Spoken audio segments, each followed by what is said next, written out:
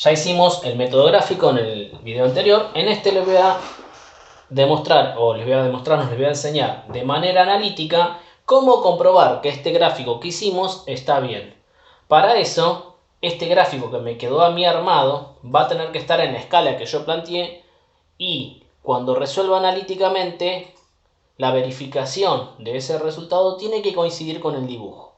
Para eso, para hallar la fuerza resultante, lo que voy a tener que hacer es descomponer cada una de las fuerzas en el eje X y en el eje Y. Entonces, voy a borrar un poquito este gráfico para que vayan viendo cómo lo voy haciendo de a poco. Borramos los ángulos, borramos la resultante, las fuerzas, y vamos a ver que al finalizar esto va a quedar una fuerza resultante que va a coincidir con el gráfico que hicimos anteriormente, pero que lo vamos a comprobar matemáticamente hablando, ¿sí? Entonces, borramos el ángulo, ustedes ya saben que el ángulo existe, ¿sí? Volvemos al sistema original, donde teníamos solo las fuerzas aplicadas en el mismo punto porque eran concurrentes. Entonces, si ustedes se fijan, las dos fuerzas tienen un desplazamiento en X y un desplazamiento en Y. Vamos a marcar en verde ese desplazamiento en Y para las dos fuerzas, ¿sí? Y a este le vamos a llamar F2I. Y lo mismo vamos a hacer con este. Y a esta le vamos a llamar F1I, que sería el desplazamiento en Y de la fuerza 1 y el desplazamiento en Y de la fuerza 2.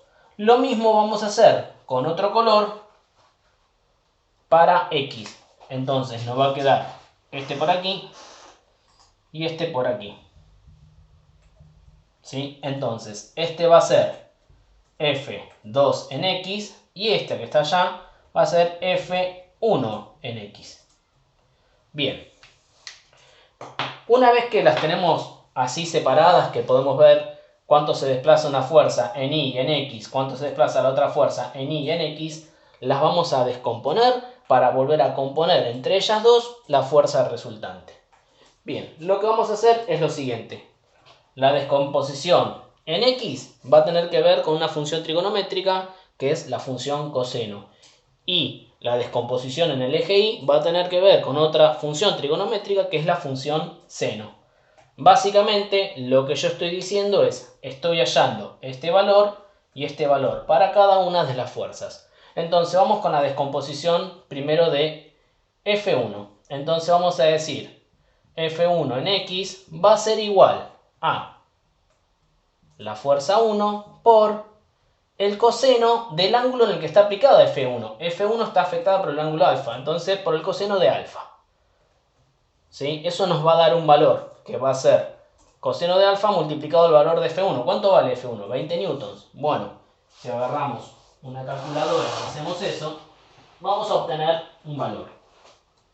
En este caso, vamos a hacer coseno de 30, que es 0,86, por 20 newtons. Eso me da 17,32 newtons.